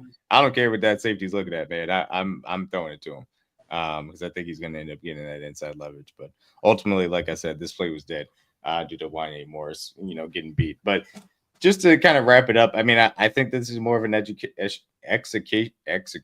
There it is. Execution issue. That was bad. An execution issue more than anything. I think they could have ran the ball maybe in 1 or 2 plays, but ultimately just a little bit of protection, a little bit of timing being off. Some solid plays by the Raiders as well ultimately made it so that they weren't as effective in the red zone. But their next opponent is going to force them to be more effective in the red zone as well moving forward as far as that is concerned. So turning the page to Sunday Night Football, Chiefs offense versus the Chargers defense as well. We saw this team kind of struggle versus the Chargers first time around. Obviously, the Chiefs were only able to put up 17 points in that ball game. They did end up having a game, essentially quote unquote ending drive in which they were able to get the ball back after, the Chiefs sacked Justin Herbert and run the rest of the clock out as well, which was an important drive for them. This was obviously a game in which Rashee Rice ended up going out very early in the game due to the Patrick Mahomes interception and then trying to subsequently tackle the defender, and that did not end up going well as well. And so obviously this game was also pre-DeAndre Hopkins from that standpoint. So things to consider. I thought that the Chargers specifically on defense did a really good job at sending a guy late to Patrick Mahomes to keep him within the pocket and then put pressure on him late into the down. So a lot of loopers, a lot of late loopers, a lot of guys that with the athleticism, whether it was Khalil Mack or Bosa or Tuli Pitoto. Tuli. I'm just going to call him Tuli. Yeah, I'm just calling Tuli, their third young edge rusher as far as the Chargers are concerned. They did a good job of keeping Mahomes in the pocket and sending late guys at him. And so that's the thing that I'm really going to be watching. I think that you have the opportunity to run on this Chargers defense. I think that they will get back to running the ball in general as the offense has continued to. I think DeAndre Hopkins will help them as well in that standpoint. I think you're going to get a better Xavier Worthy, a more impactful Xavier Worthy than you got in the first game. I know we had the long bomb, but he can be used in different ways than we've seen from that early point in the season as well. So run the ball effectively, get Isaiah Pacheco a little bit more involved. And I think you have to look out on those third downs specifically, regardless of who's there at left tackle, for those late loopers. And Mahomes has to have an answer for those situations as well. And I'll be interested to see what those adjustments entail. So what are you guys watching as far as the Chiefs offense versus Chargers defense this second time around? Yeah. In my opinion, these rivalry games, especially when it's division opponents, you don't have to be real lavish with the plays or anything like that. I think it just more comes down to execution. Chargers are going to know what you're going to run. They see you twice a year, so they're used to playing against you, knowing some of maybe your code words or things that you they like to see or that they see, especially on film. Yeah, signals, stuff like that. So I think this game is more of just so if you just gotta go out and execute.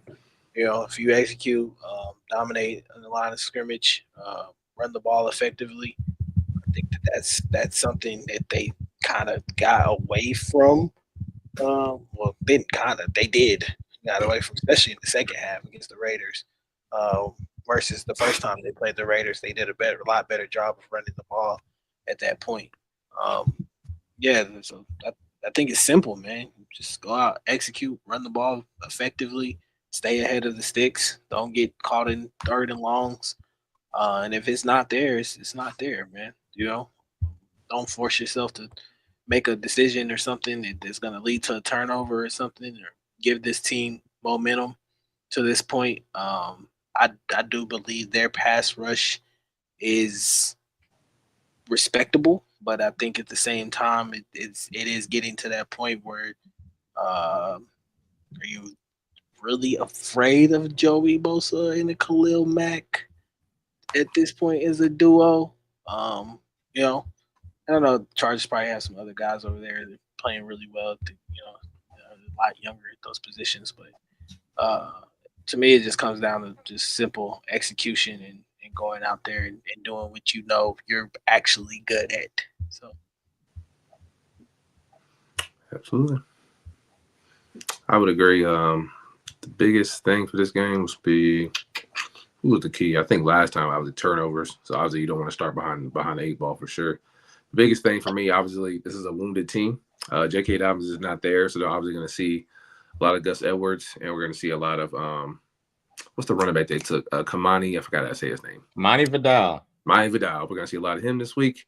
And Haskins, I believe, the other kid out of the other running back they have. Haskins, yeah. Mm-hmm. So they're going to see a lot of those 3 guys this week. So I think I saw a stat that was pretty impressive. Lab McConkey leads the league in the most catches on crossing routes.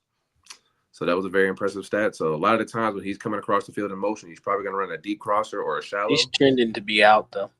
Oh, he's going to be out? Yeah, we will have to watch to see if he's in or out for this game. That'll be a big game changer for them for sure. Because J.K. Dobbins being out is one thing, but if he's not there, obviously they're still a respectable team. They're going to play hard. Josh Palmer will probably get a lot of those routes now. But if Lab McConkey's not there, that changes everything for them because he's their drive starter. He's usually their go-to receiver on third down. They get the most third down catches on them for a reason. Obviously, he's a big-time player for them. He knows how to get open. He knows how to sit in zones and knows how to beat man coverage. So if any way to get Quentin Johnston more touches is good with me. So, if he's not there, that'll be a main change. But, the biggest thing for them is just keep them behind the sticks. They're a team that's kind of like what we just said. They want to be in front of the sticks, run the football. They're not really that explosive to play behind, give and be. So, and our given the crowd noise, our pass rush getting slightly better. I think another week with Charles Omenihu here will be better from that standpoint as well. But the biggest thing for me, obviously, is keeping them behind the sticks, getting pressure early, making Justin uncomfortable, not allowing them to run the football, and making, like I said, the more we get the ball in the hands of Quentin Johnston, I like our chances. Because more oftentimes than not, he's going to make a mistake to where we're going to make a play off that ball. So, and defensively, this is one of the better secondaries in the league. They've done a great job of not giving up too many big plays outside of the last couple of weeks. They picked off, how many times they pick off Kirk Cousins, DG? 4 times? 4. Yeah. 4 times. So they got 4 of them things. 4 of them. So they used to getting their hands on they used to getting turnovers. So if I'm the Chargers, definitely going to try to get another interception this week. So I expect to see a lot of exotic pressures and blitzes. I expect to see Derwin James. He was lined up everywhere on Sunday. He was on the line of scrimmage. He was on the deep end, deep third. They had him in the middle of the field, covering tight ends back. He was doing everything for them. So he's going to be their star position. Anytime he plays Travis Kelce, he loves the matchup. He always talks about it in the media and before the game. He loves playing Trav. Trav loves playing him. So it's always a good game every time we play the Chargers. But overall, if we can run the ball and keep ourselves ahead of the sticks and keep them from running the football, I think that's how we'll win the game. It's not going to be a blowout by any means.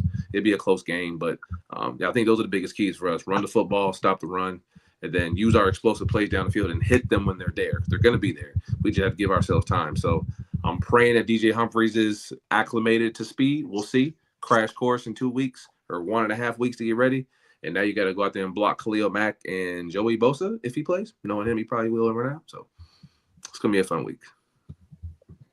Absolutely. And CJ started talking about kind of the other side of the ball. It is a question mark and up in the air as far as Ladd McConkey being able to play in this game. I think it's going to be an interesting matchup if he does. And you see a lot of Trent McDuffie on him. In my personal opinion, this is one of those games where I'd have Trent follow Ladd McConkey around and just say, hey, we're going to take this engine out of your offense and not allow you to get to him on a consistent basis. Once you do that, then you have the ability to use the Joshua Williams on Quentin Johnston or Joshua Palmer. I think you prefer probably the secondary matchup with Joshua Palmer, and then go off of that standpoint and trust that Joshua Williams can do his job versus Quentin Johnston, who has some issues catching the ball on a consistent occasion.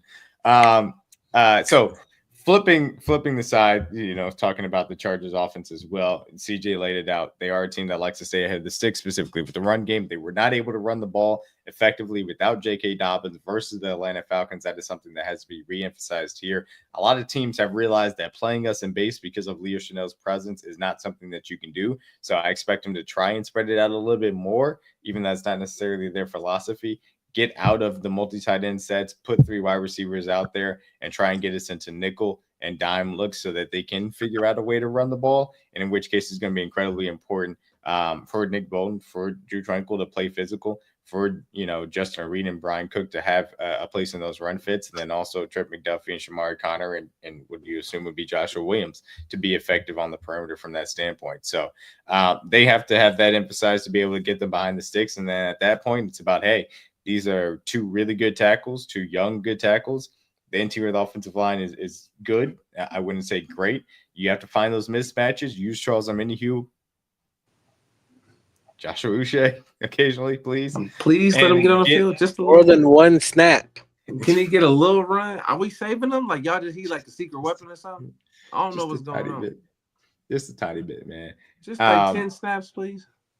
For a 4-man pass rush on 3rd and longs, man. And if you get them behind the sticks and then be able to set that up, I think that you can have a similar success to what they were able to have kind of in the first matchup. And I'll show you guys from this standpoint because I think I did pull it up. I did pull it up. The last year's, Jesus Christ, earlier in the season, the sack that ended up setting up the game-ending drive, and I say game-ending because they ran out the rest of the snaps. It was based on, what the Chiefs were able to do. They send an overload blitz with Shamari Connor from the top of the screen, and they drop George Karlaftis out, and they're able to get a Chris Jones sack to end up finish off the game and in that drive from that standpoint. And look, if you're able to create those angles with the blitz, so be it. But sometimes you're going to have to run 4-man out there, give these guys some extra help because you're not going to have Jalen Watson in this matchup as you did the first time around. And so the secondary needs a little bit more attention. And so hopefully you can get some of those better pass rushers that we saw with Charles Omenihu, but also Uche back on the field. Go ahead, DG. Give me your keys as far as the Chiefs defense versus this Chargers offense. Yeah, I think it's really predicated on right now. If Ladd McConkey is out, I think the game plan for our defense becomes a lot more simpler. But if he plays, I think you see a lot more Trent McDuffie, and I would put Trent on him and make Trent follow him pretty much the whole game. I think that's outside of him. I don't really like the receiving options. And well, Josh Palmer is a guy. Quentin Johnson hasn't proved that he can really catch the ball to this point. I think it's a really growing frustration for Justin Herbert at this point.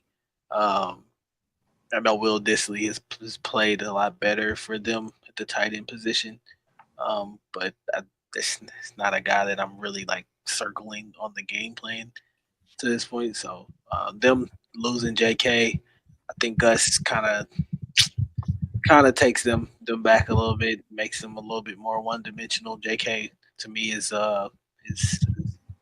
can, when he's healthy, can be a dynamic back in this league just because of what he can do from a run game perspective, also in the pass game as well too.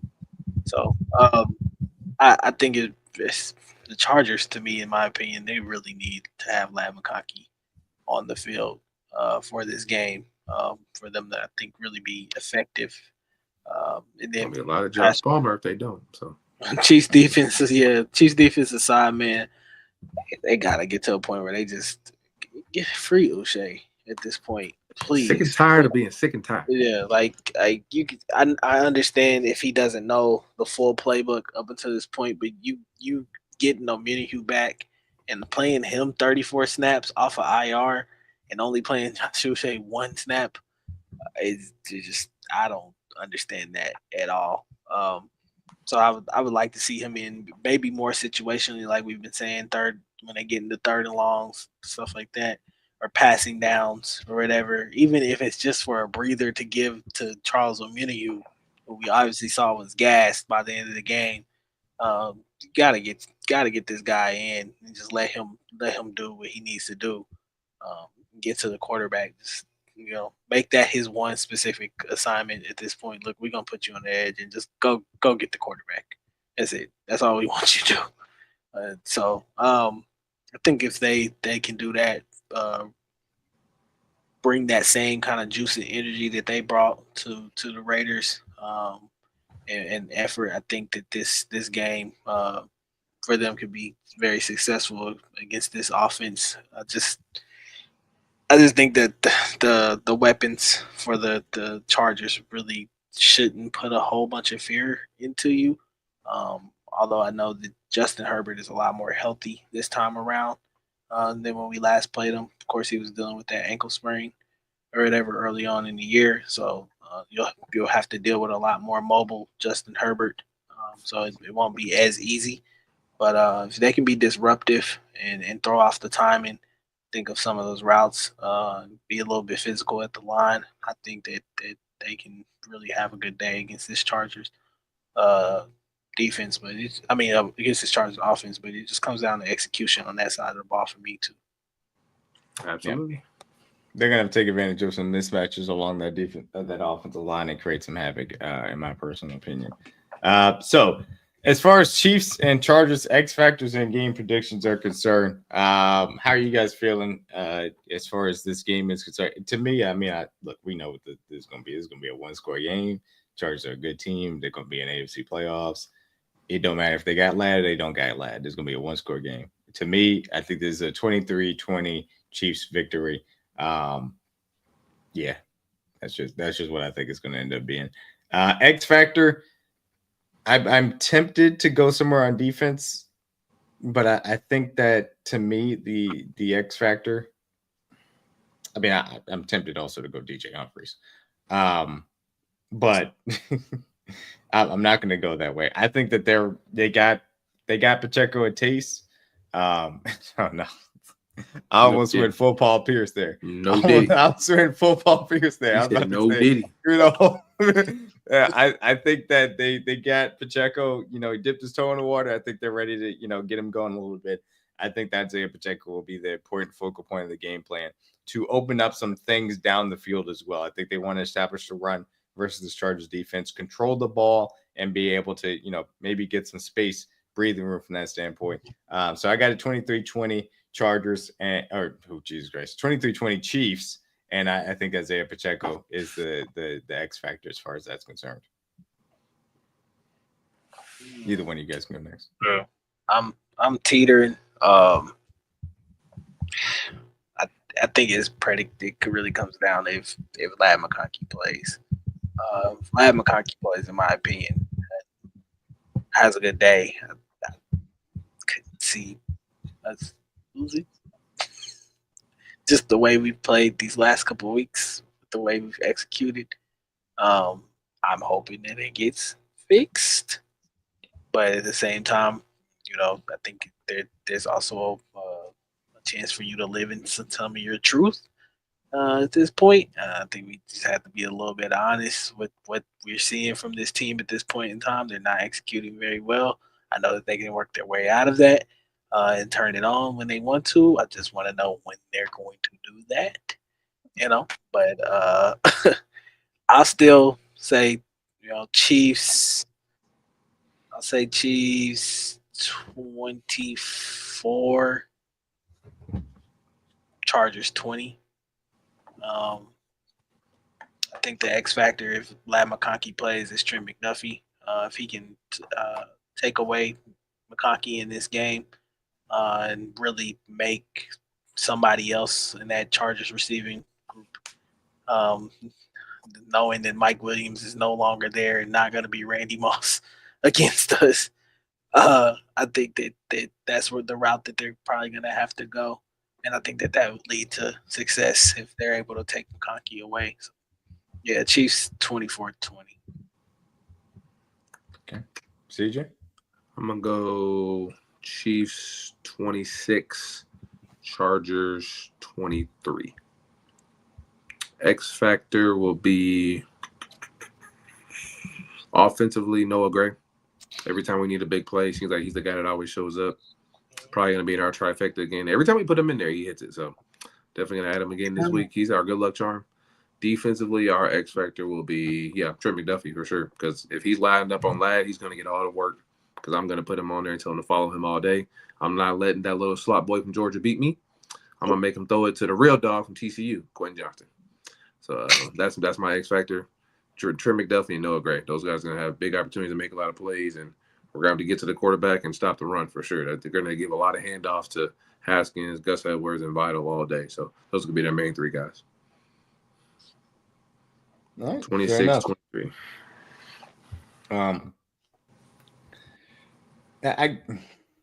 I think that there are real ways to get after the Chargers. I think that the nature of the Chiefs offense probably keeps it from being a shootout. So I'll be interested to see what kind of a game script ends up becoming of this game from that standpoint. Ultimately, They last night too. DMac and Jameis Winston threw 4 touchdowns. So it's not going to be a high scoring game. Broncos defense is good. Jameis Winston said, "I don't give a damn." The man that endures.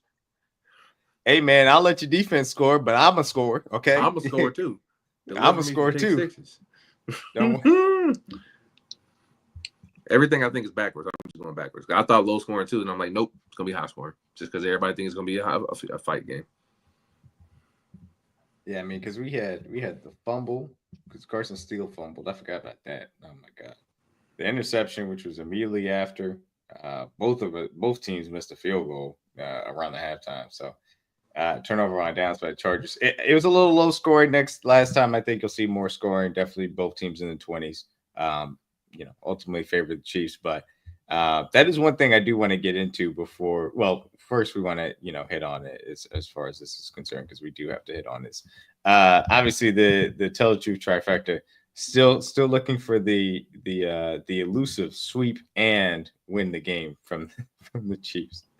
Have not had the ability to get that quite yet, unfortunately, which is a shame, of course. But we're still looking for that.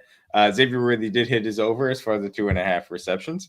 Mahomes did not hit his over as far as the 1.5 touchdowns thrown. Kelsey did not get that anytime touchdown either. Unfortunately, so Mahomes passed Len Dawson as far as the all-time Chiefs touchdown list, which does deserve mentioning for the record, the legend Len Dawson.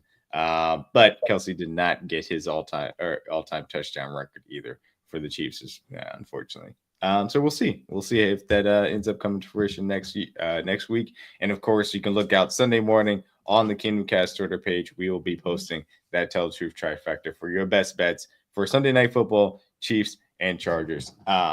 So we can get to our Week 13 power rankings, man. An interesting slate. Obviously, we saw Thanksgiving Day, the Lions took care of the Bears and took care of Matt Eberflus as well.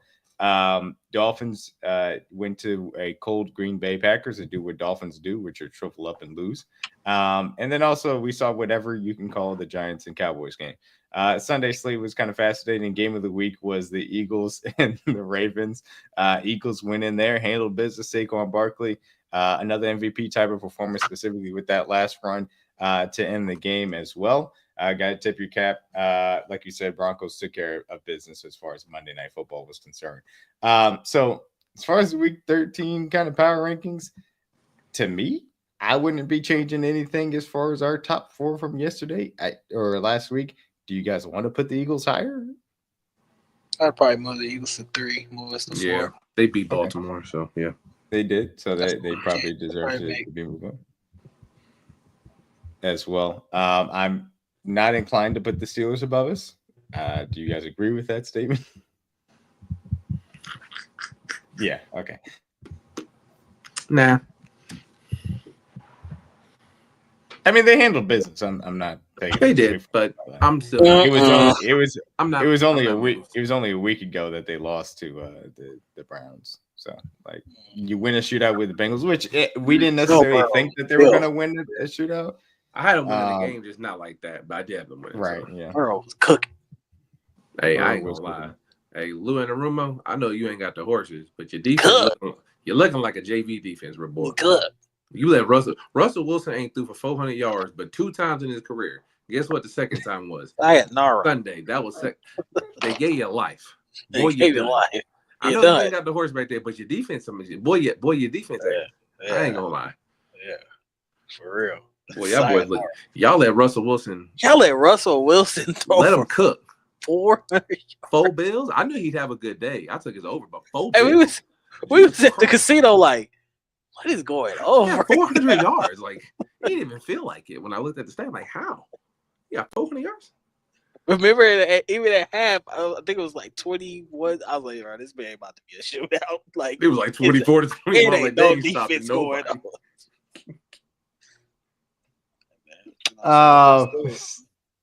Yes. So we had the Ravens 6 and the Chargers, Broncos, Vikings, and Packers.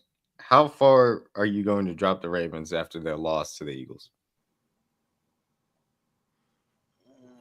I wouldn't drop. I don't know if I'd drop. I mean, them. I think we're right where they I are. just think they lost to the better team. Yeah, I mean, their kicker sold them. Lamar didn't play well. Just a bad day. That boy Justin Tucker has had his sayonara stolen. You talk about sayonara. They gave you life. That boy, they gave you life. That boy gone. You done. He did not survive the encounter with Travis Kelce and Patrick What Mahomes. kind of voodoo Travis Kelce put on him to say goodbye? Lord. It was getting to the point. I was look. They sending him out there, and like I said, we was. Me and DG like he gonna miss it. Why? Why? I didn't even watch the kick. I was like, why are you kicking it? Like he hasn't made one. I don't feel comfortable with him from any distance. This was like kind of with Darryl Carlson with the Raiders. Like, was he actually gonna make it? Because he had missed 3 previous times before that. But Justin Tucker, like, I just it's time, bro. Yeah, like it's time to go home and be a family man. I know you got kids, brother. UT boy for life. You know, I always got love in my heart. He did play safety. Yeah, he is a UT boy. But, bruh, I think they should probably be looking for a new kicker this week. And that's crazy to say. He's the best kicker ever looking for a new kicker. Yeah. Can you send him out there for the rest of the season? If you want to miss it, yeah. Because he's not even, like, it's getting to the point, he's not even good from, like, 40-something yards in here. 40s, 50s, he ain't making none of those. Right. Yeah, I don't know what they're going to do. I would be looking for other options at this point. I'm sure you got to hold secret tryouts. Yeah, something. No cameras, nobody. You got to have somebody in the tuck. Something. Just in case somebody broke his Tucker. I don't know. You want to put him in front of a therapist, have him speak to somebody, a ventriloquist. I don't know. I don't see how Harbaugh continues to trust him at this point. Like, of course, like during the 22 season, we seen Harrison Butker have his struggles and stuff like that. But he wasn't this bad. He was injured. And, yeah, he was and injured then too. When you got to the playoffs, it was a lot better. He obviously cleaned it up. Tucker ain't hurt. He's just bad. Yeah, it's just. And he's missing every way. He's missing right. He's missing left. It doesn't matter. Like he's doinking him off the goalpost, and the worst thing about it, when you look at him, bro, he looks like in his face he know he gonna miss. Like he has no confidence that the kick's going in. Like after he kicks it, he just looked defeated. Like fuck. Like he don't even have any faith that the ball was ever gonna go in. Like he know he gonna miss before he even kick it. Father Time is undefeated, man. Even for kickers, like sometimes this is time to just walk away. It is what it is, bro. Walk away from the game. Y'all saying this is what we gotta do with Justin Tucker? Just put him on the couch. He need to talk. Yeah, he need to talk to somebody. He gotta tell you. He gotta see a therapist. Somebody. Man, boy, his talent has been stolen. So yeah, I mean, I understand leaving the Ravens here. I don't think the Chargers were particularly impressive versus the Falcons. The Broncos obviously won the shootout with the Browns. I don't think that was incredibly impressive. The Vikings beat the best team out of all of these guys that we're talking about as far as the Cardinals are concerned, but they weren't all that impressive. I thought Sam Darnold was bad for the first 3 quarters of the game. And the Packers, they dominated versus a bad Dolphins team in the cold. So are you got, to me, the lowest ranked team for us right now is the Packers. I think that they're actually a real contender in the NFC. They're, to me, on the fringes, but I do think there are real contenders. Are any of these teams you think inclined that should be moved up as far as the Chargers, Broncos, Vikings, or Packers? I think it's fine where it's at. Yeah, that's cool. None of them teams are like separating. They're all making the playoffs. They're all solid teams. They could all beat each other. Nobody really separating themselves. Yeah, I'm cool with keeping it where it's at. Okay. Well, fortunately, we will have a chance for the Packers to prove themselves. Thursday Night Football, Packers-Lions is going to be a lot of fun. This time it'll be in Detroit. The earlier game was a mess, weather-wise, I should say, specifically in Lambeau, in which the Lions were able to win. I think that it'll be a more competitive game because it'll be on the fast track there in the Dome. In Detroit, I think it'll be a lot of fun to watch that out there at Ford Field on Thursday Night Football. 2 teams are part of what is the best division in football in the NFC North, to say the least. The last thing I wanted to get to before we go ahead and sign it off, just the AFC playoff picture. I think that we can fairly say the 7 teams that are in are the 7 teams that are going to make the playoffs, point blank period. 2 of those teams are going to be from the AFC West, for all the hemming and hawing that, the AFC West was bad outside of the Kansas City Chiefs. A lot of people lied from that standpoint. It's interesting how things go out from that aspect as well. But if you talk about scenarios, playoff scenarios, we're now in December, which I think is important. We're a month and a half-ish away from really talking about this. Obviously, the Chiefs have difficult games. 4 out of 5 games down the stretch here are against playoff teams. The 5th is against the Cleveland Browns, who we saw gave the Broncos a run for their money on Monday Night Football. My question for you guys is, what is your ideal scenario? Obviously, we all want the 1 seed to be locked up come hella high water. But specifically, as far as Week 18 is concerned, do you want to be resting guys? Do you guys want to give them maybe a series and 2 and be able to rest them? Do you guys want them to be able to play the entirety of the game for chemistry purposes, whether it's DJ Humphries or Hollywood Brown coming back, etc.? How do you guys feel about that specific conversation in the context of the Chiefs trying to get this 1 seed? Obviously, the Bills are 1 game back. We think that they only have really 1 tough game on the schedule. Obviously, going to the Rams this week is not necessarily going to be classified as that. They do have to still play the Lions, and obviously the Chiefs still play the Steelers later on Christmas. But what is your context as far as where you think things are headed with the AFC playoff picture as it pertains to the Chiefs, and how you feel about Week 18, what you want to see happen there versus the Broncos? Yeah, I think if you're if the Bills end up dropping a game to the Lions, then yeah, your role looks a little bit more clear to the 1 seed, in my opinion. You could have room for maybe dropping a game, possibly. But if the Bills end up beating the Lions, then I think you're playing this thing all the way kind of through. It's gonna be no rest, no break. So I think it's really Detroit's the last hope. They got to lose that one. If not, it's really every game. It's really a hope that if they beat Detroit, you're gonna have to play this thing all the way through and try to get that 1 seed as best as possible. I think that's the best case scenario this year for you to three-peat. I think the Chiefs desperately need that week off or whatever to kind of reset, get prepared, and be able to get their best game plan put together. I just think going into the wild card round this year, you could possibly run into a team that could be a little bit hungrier than you, and really want to beat you, and really not necessarily afraid of you at this point, especially with the way you've been playing down the stretch. So I think the Chiefs really have to make an emphasis to get that 1 seed, continue to keep winning, lock up the division this Sunday, and be able to move forward and get that week off. All right. We'll see how it works. For me, I would like to have the 1 seed lapped up. Like I said, I think the Bills are only going to lose 1 more game. So the Chiefs really only have a run game margin from that standpoint. So they're going to have to run the table to ensure that Week 18 they will have that seed locked up.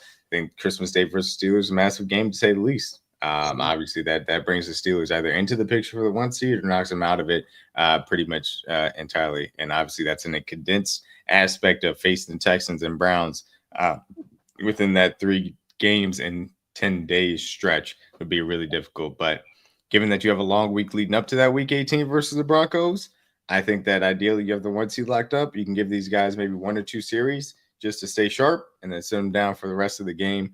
And go into the bye week to start out the playoffs from that aspect. And you always want the bye week. I know people talk about rest. It's need part it of the, this year, boy. This year you're gonna need it. We need it. We need it from a rest because of that early bye week. Avoided any type of injuries. And I'll be honest with you guys, I don't think this applies in the NFC because I think that the Lions and Eagles and Packers are head and shoulders better than everybody else in the NFC. And I know that sounds crazy because the Vikings have a really good record. But I truly do believe that. But this AFC playoffs is a bloodbath. The Texans edge rushers can get hot and make it very difficult on one of these teams. And that includes us from that standpoint. And you never know when CJ Stroud can have a really good game. The Ravens are incredibly tough matchup. We know the defense is suspect, but that's Lamar Jackson over there still and Derrick Henry. That ain't going to be easy, especially with Zay Flowers and Mark Andrews as well.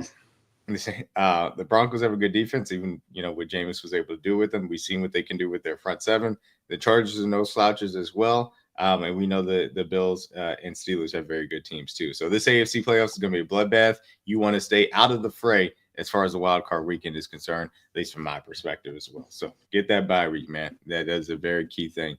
And so the Chiefs, no matter what the score margin of victory needs to be, have to continue to stack these wins down the stretch. And after this Sunday Night Football game, which fortunately they'll have extra rest going into, they'll have to go into a tougher stretch moving forward from that standpoint. But yeah, thank you guys for joining us. Anything before we go ahead and get on out here, fellas? Let's get a dub, man. One game at a time. One game at a time.